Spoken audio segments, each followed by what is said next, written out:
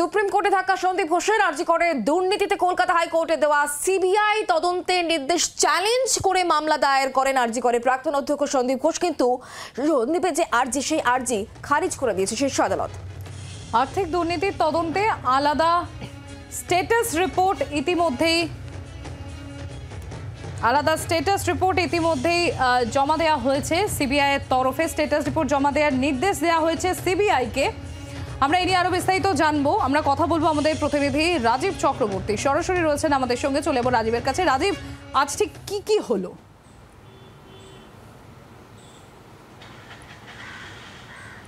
দেখো, প্রথমেই তোমাকে জানিয়ে রাখি, সন্দীপ ঘোষ যিনি অভিযুক্ত, যিনি গ্রেপ্তার হয়েছেন সিবিআই এর হাতে, তিনি বড়সড় ধাক্কা খেলেন দেশের সর্বোচ্চ আদালত থেকে। দেশের সর্বোচ্চ আদালতে আজকে তাঁর আবেদনের শুনানি ছিল। সন্দীপ ঘোষ আবেদন করেছিলেন কলকাতা হাইকোর্টের রায়ের বিরুদ্ধে। তার অভিযোগ ছিল, তার নালিশ ছিল যে কলকাতা হাইকোর্ট তার বক্তব্য পুরোটাই না শুনে একপক্ষে রায় দিয়েছে এবং দুর্নীতির তদন্তে সিবিআই তদন্তের কোনো প্রয়োজন নেই, এমনটাই তার আর্জি ছিল। পাশাপাশি আরও একটি বিষয় ছিল যে মামলার প্রেক্ষিতে এই দুর্নীতির তদন্তের নির্দেশ দেওয়া হয়েছে, যিনি মামলা করেছেন সেই আক্তার আলী কিন্তু এর আগে অভিযুক্ত এবং তাকে বদলি করা হয়েছিল, শাস্তিমূলক সেই বদলি। ফলে তার নিজের যিনি অভিযোগকারী সেই আক্তার আলীর কিন্তু ইন্টিগ্রিটি নিয়ে প্রশ্ন আছে। এমনটাই সন্দীপ ঘোষের তরফ থেকে আজকে মীনাক্ষী আরোরা তিনি আজকে সুপ্রিম কোর্টে প্রধান বিচারপতির এজলাসে সওয়াল করেন। কিন্তু প্রধান বিচারপতি কিন্তু প্রথম থেকেই বলেন যে যদি তদন্ত কোনো বিষয় হয় তাহলে তো আপত্তি কোথায়? সুপ্রিম কোর্ট চায় তদন্ত এবং নিরপেক্ষ তদন্ত, সেক্ষেত্রে সিবিআইকে তদন্ত করতে দিন। এবং সুপ্রিম কোর্টের আজকে যে সন্দীপ ঘোষের আবেদন সেটিকে খারিজ করে দেওয়া হয়। শুধু খারিজ করে দেওয়া নয়, খারিজ করার পাশাপাশি একটি পর্যবেক্ষণ দেওয়া হয় প্রধান বিচারপতির তরফ থেকে। তা হলো একজন অভিযুক্ত তিনি ঠিক করতে পারেন না কে তদন্ত করবেন বা কিভাবে তদন্ত হবে, তাই এই তদন্ত চলবে, এই আবেদন খারিজ করা হলো।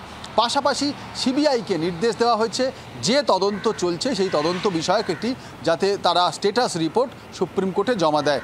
এই মামলা খারিজ হয়ে গেল, তাহলে সেই তদন্ত রিপোর্ট কোন কাজে লাগবে?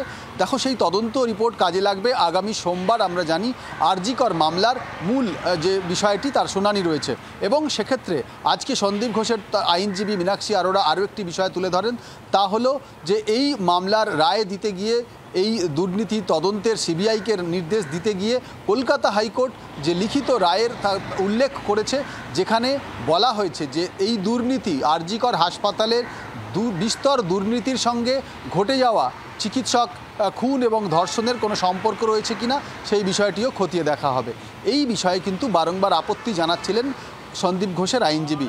সুপ্রিম কোর্ট একেবারেই কার্যত খারিজ করে দিয়েছে এবং পত্রপাঠ সেটিকে খারিজ করে দেওয়ার পাশাপাশি বলা হয়েছে যে তদন্ত যদি হয়, যদি দুর্নীতির সঙ্গে এই ঘটে যাওয়ার যে মারাত্মক ভয়ঙ্কর নক্কারজনক ঘটনা তার সঙ্গে যদি যোগ রয়েছে কিনা তদন্ত হয়, তাতেও কিন্তু আপত্তি থাকার কোনো জায়গা নেই। আর এই কারণেই এই মামলাটি খারিজ করা হলো। আগামী সোমবার আরজিকরের যে মহিলা চিকিৎসক ধর্ষণ এবং খুনের যে অভিযোগ সুপ্রিম কোর্ট স্বতঃপ্রণোদিতভাবে মামলা গ্রহণ করেছে, এর আগে এক প্রস্থ শুনানি হয়েছে, দুদিন আগে শুনানি পিছিয়ে গিয়েছে, আগামী সোমবার সেই মামলার শুনানি। সেখানে কিন্তু সিবিআইয়ের যে মূল ঘটনার যে ঘটনা নিয়ে গোটা দেশ উত্তাল, সেই ঘটনা নিয়ে যেমন সিবিআই তাদের স্ট্যাটাস রিপোর্ট দেবে, পাশাপাশি এই দুর্নীতির তদন্ত কতদূর এগিয়েছে এবং তাতে কি উঠে এসেছে সেই বিষয়েও কিন্তু একটি স্ট্যাটাস রিপোর্ট তদন্তকারী সংস্থা সিবিআইকে জমা দেওয়ার নির্দেশ দিয়েছেন সুপ্রিম কোর্টের প্রধান বিচারপতি DY চন্দ্রচূড়ের নেতৃত্বাধীন বেঞ্চ।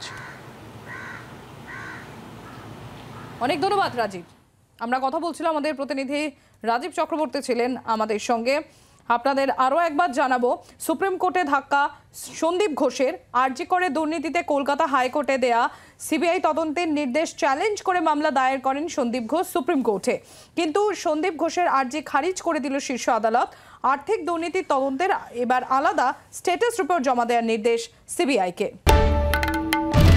বাংলার আওয়াজ, বাঙালির আবেগ, জি 24 ঘন্টা।